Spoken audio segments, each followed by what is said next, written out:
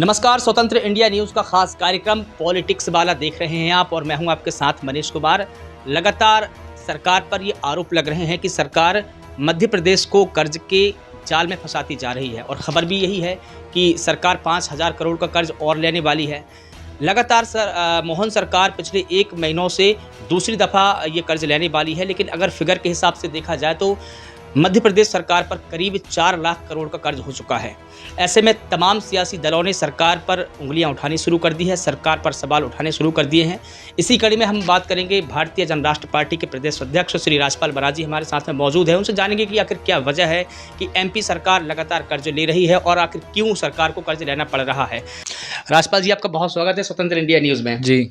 देखिए, जिस प्रकार से सरकार कर्ज ले रही है, हर महीने के हिसाब से देखें तो पिछले 12 महीनों में सरकार ने ही करीब 50,000 करोड़ का कर्ज ले चुकी है और अब फिर 5,000 करोड़ का कर्ज सरकार ले रही है। इस कर्ज को आप कैसे देखते हैं? कर्ज को देखिए, सरकारें कहीं आई हैं, कहीं गई हैं। पहली बार नहीं हो रहा है कि किसी पार्टी कोई नई सरकार कर्ज ले रही है। जितनी भी पार्टी रही है, राजनीतिक पार्टी, सभी ने कर्ज लिया है और कर्ज लेना कोई गलत नहीं है। लेकिन जिस हिसाब से ये कर्ज धीरे-धीरे बढ़ रहा है, 1 साल के अंदर आप देखिए 18 दिनों में दूसरी बार सरकार कर्ज ले रही है। लेकिन इस कर्ज की चिंता किसी को नहीं है। सवा 2 लाख करोड़ कुल हमारा राजस्व है और कर्ज देखिए 4 लाख करोड़ तक पहुँच चुका है अभी तक। और ये कर्ज जहाँ पर ये खर्ची जहाँ पर हो रही है, फ़िज़ूल खर्ची, बहुत सारी ऐसी योजना है। देखिए, जनता को 3 चीज़ें सिर्फ़ मुफ़्त में मिलनी चाहिए, एक शिक्षा, स्वास्थ्य और रोज़गार, और एक न्याय भी होता है। लेकिन ये तीनों जगह आपको जो है कहीं न कहीं ये मुफ़्त में नहीं मिल रहा है, बाकी और अलग प्रकार के घुमा-फिरा के लॉलीपॉप जो है मुफ़्त में दिए जा रहे हैं। तो ये कहीं न कहीं फ़िज़ूल खर्ची है और ये एक दिन मध्य प्रदेश को डुबा देगी, क्योंकि आरबीआई की गणना भी यही कहती है कि अगर 50% आपकी जीडीपी अगर मॉर्टगेज मतलब मॉर्टगेज हो जाती है, तो प्रदेश या कोई देश हो तो वह कर्ज में डूब जाता है। और आप देखिए आज की स्थिति में हम 41-42 पे पहुंच गए हैं और इस चीज़ की चिंता ना तो किसी नेता को है, ना किसी पार्टी को है। देखो, कोई कंबल ओढ़ के घी पी रहा है तो किसी को दूध मिल रहा है, किसी पक्ष को तो चिंता है ही नहीं और विपक्ष भी इसमें जो है सवाल नहीं उठाता है, क्योंकि सबका अपना-अपना एक स्तर है, सबकी अपनी-अपनी कहीं न कहीं व्यवस्थाएँ हैं, सबका कहीं न कहीं ये है कि हिस्सेदारी है। लेकिन इस हिस्सेदारी की चिंता उन्हें होनी चाहिए कि इसको, जो मध्य प्रदेश के युवा हैं, आज की स्थिति में जो नेतागिरी चल रही है, नेतागिरी सिर्फ फोटो सेशन की है, परसेंटेज की है, कमीशन की है। इसके बाद कोई भी व्यक्ति ऐसा नहीं, कोई भी युवा मध्य प्रदेश का ऐसा नहीं है जिसको देश की और प्रदेश की चिंता हो। कोई भी घर ऐसा नहीं होता अवनीश जी जो कर्जे से चले। जिस प्रकार से मध्य प्रदेश सरकार कर्जा ले लेकर घर चला रही है, प्रदेश देखिए एक हमारा घर है। घर को कब तक आखिरकार आप मुफ्त में चलाओगे? कब तक मुफ्तखोरी चलेगी? मुफ्तखोरी, और वो भी 1000-1500 रुपए में आप किसका परिवार चला रहे हो? इससे कुछ नहीं है, सिर्फ़ महिलाओं अपनी ज़रूरतें पूरी नहीं कर पा रही हैं, सिर्फ़ सब्ज़ी-भाजी का भाव जो है मेंटेन हो पा रहा है। नहीं, तो आपको लगता है कि जो फिजूल खर्ची सरकार कर रही है, चाहे योजनाओं पर खर्च कर रही हो या तमाम प्रकार की, तो क्या उनको बंद कर देना चाहिए? बंद नहीं, कुछ संशोधन करना चाहिए इनमें। कहीं तक जो एक्चुअल में ज़रूरत, देखिए, एक आरक्षण होता है, आर्थिक आधार पर लोग आरक्षण की माँग करते हैं। इसी प्रकार से आर्थिक आधार पर अगर इन योजनाओं का लाभ व्यक्ति को पहुँचाया जाए।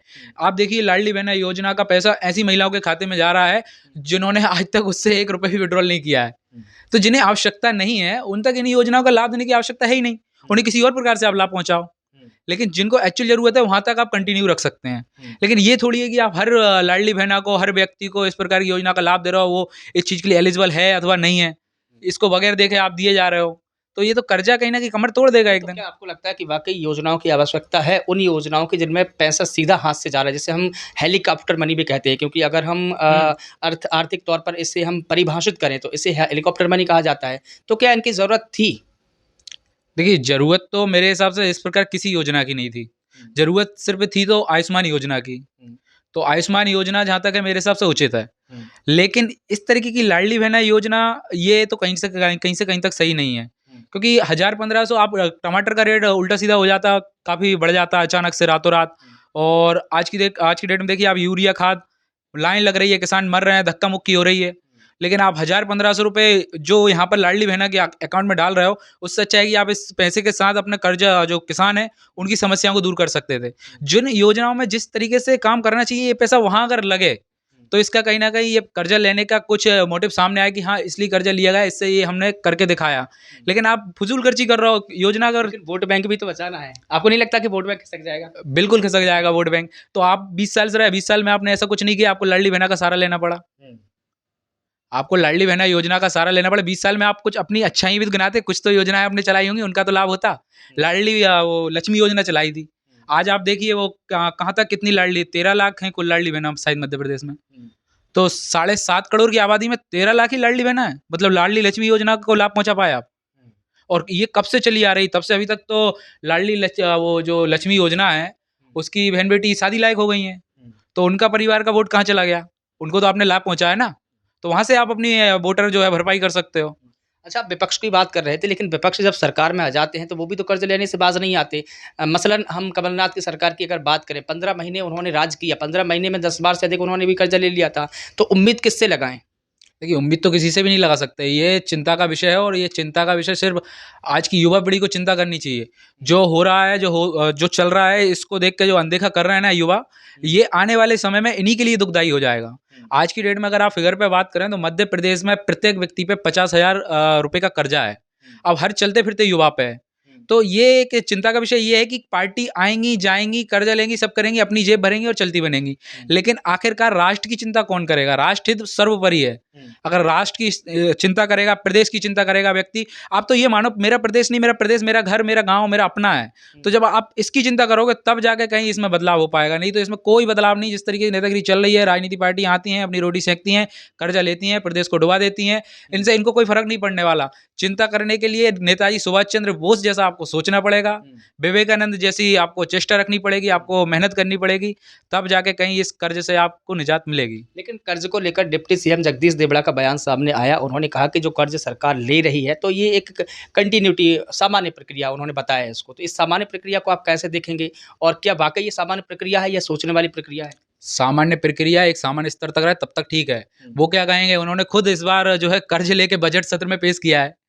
वो इस चीज आप गूगल कर लीजिए, प्रत्येक व्यक्ति को मालूम है ये कि इन्होंने कर्जा लेके जो है बजट सत्र में बजट पेश किया। और वो कैसे कर सकते हैं? 41-42% आज कर्ज की स्थिति में मध्य प्रदेश सरकार पहुंच गई है।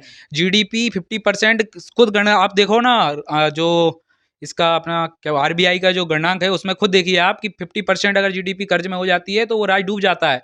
ये ठीक था, 20-25% तक था, तब तक ठीक था। जाते जाते पिछली सरकार ने भी काफी कर्जा लिया, और आते आते मोहन यादव जी ने 18 दिन के अंदर अंदर 5,000 करोड़ का कर्जा ले लिया। दूसरी बार कर्जा ले रही है सरकार, और आज की स्थिति में 3,80,000 करोड़ कुछ कर्जा पहुंच चुका है।